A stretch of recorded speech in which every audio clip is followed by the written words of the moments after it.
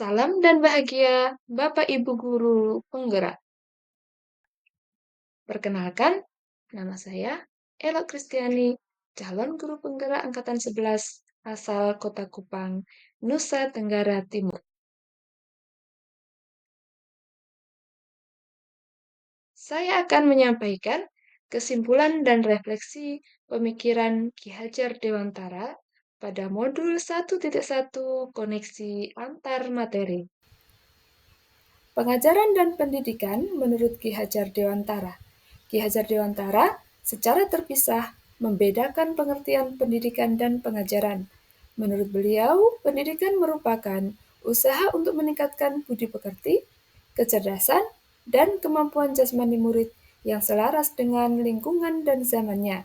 Sedangkan pengajaran adalah bagian dari proses pendidikan itu sendiri, yaitu proses memberikan ilmu yang berguna untuk perkembangan kecerdasan dan keterampilan anak.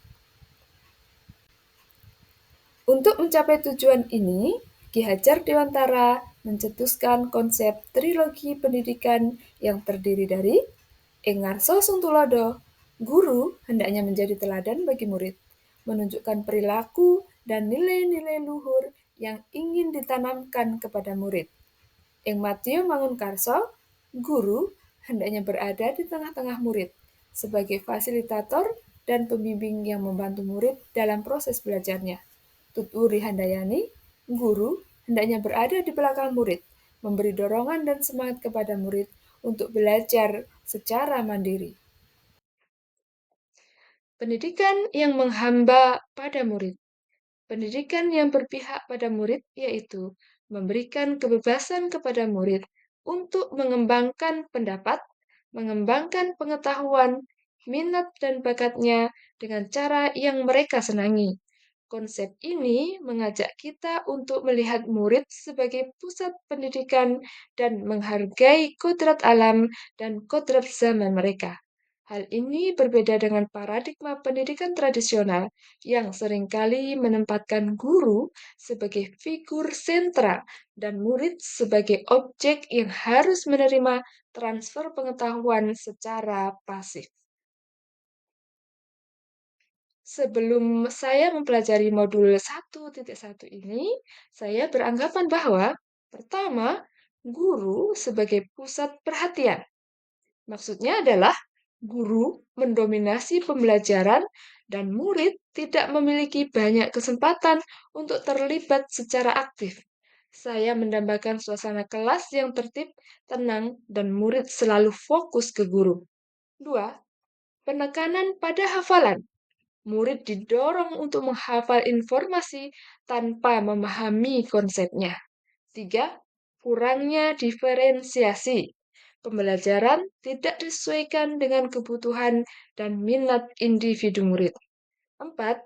Penilaian yang berfokus pada tes. Penilaian hanya mengukur kemampuan murid untuk menghafal dan menjawab soal, bukan kemampuan mereka untuk berpikir kritis dan kreatif. 5. Penggunaan teknologi yang tidak tepat. Teknologi digunakan hanya untuk menyampaikan materi. Setelah saya mempelajari modul 1.1, saya berpendapat bahwa pertama, pembelajaran harus berpusat pada murid. Guru bukan satu-satunya sumber belajar. 2.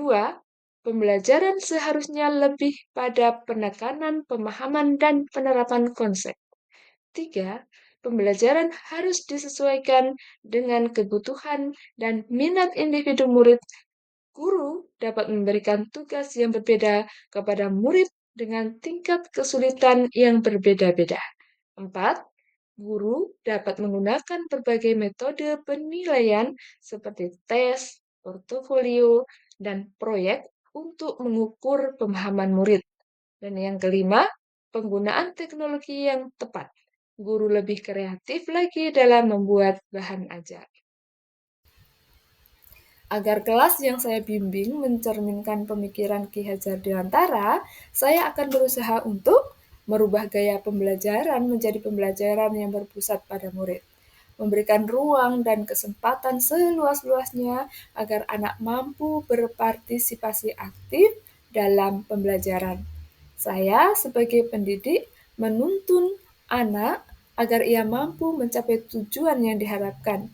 Di akhir pembelajaran, memberikan refleksi dan penguatan terhadap materi-materi konseptual agar anak dapat memperbaiki lakunya, bukan dasarnya, hidup dan tumbuhnya itu. Berusaha merubah suasana kelas menjadi menyenangkan, memanfaatkan segala sumber daya yang ada di sekolah, baik di dalam maupun di luar ruangan. Hal ini sejalan dengan kodrat anak yang senang bermain. Juga sebagai kodrat zaman, dalam pembelajaran saya harus mengintegrasikan penggunaan teknologi untuk meningkatkan kualitas pembelajaran dan memberikan murid akses yang lebih luas pada informasi.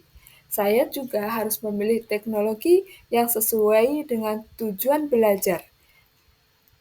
Memastikan murid menggunakan teknologi dan bertanggung jawab, serta penggunaan teknologi untuk mendorong kolaborasi dan interaksi.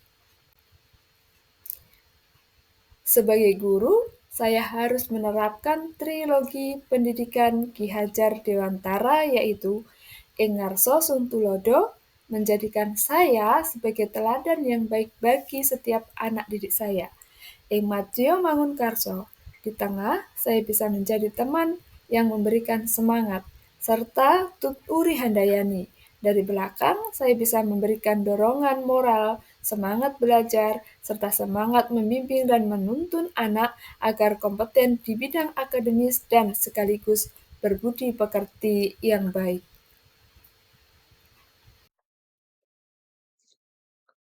Saya sampaikan penutup, saya mengambil kesimpulan yang saya dapatkan dari mempelajari modul 1.1, yakni filosofi pendidikan Ki Hajar Dewantara sangatlah relevan dengan pendidikan di masa kini dan dapat menjadi panduan bagi kita untuk membangun pendidikan Indonesia yang lebih berkualitas dan mencerminkan nilai-nilai luhur bangsa.